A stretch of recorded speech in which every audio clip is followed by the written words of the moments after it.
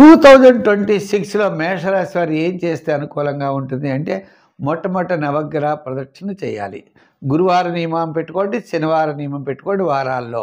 దత్తాత్రేయ చరిత్ర చదవండి. అలాగే శని ప్రీతి కోసం హనుమాన్ చాలీసా పఠించండి రోజు. ఆంజనేయ స్వామి వారి యొక్క స్తోత్రం ద్వారా చాలా అనుకూలమైన ఫలితాలు ఉంటాయి. 9 శనివారాలు శనీశ్వరుడికి తైలాభిషేకం చేయడం, నల్ల నువ్వులు దానం చేయడం, నల్ల గుడ్డ అలాగే నల్ల జోళ్ళు ఇటువంటివి నలుపు వస్తువులు ఎక్కువగా దానం చేయడం, శనివారం నియమం పెట్టుకోవడం మంచిది.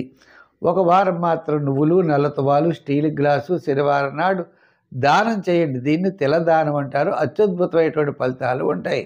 ఈ విధంగా శని భగవానుడిని, గురుగ్రహాన్ని ఆరాధించడం ద్వారా, గురుగ్రహ ప్రీతి కోసం శివక్షేత్రాలను దర్శించడం ద్వారా అనేకమైన విషయాల్లో మీకు విజయం అనేది తప్పనిసరిగా లభిస్తుంది.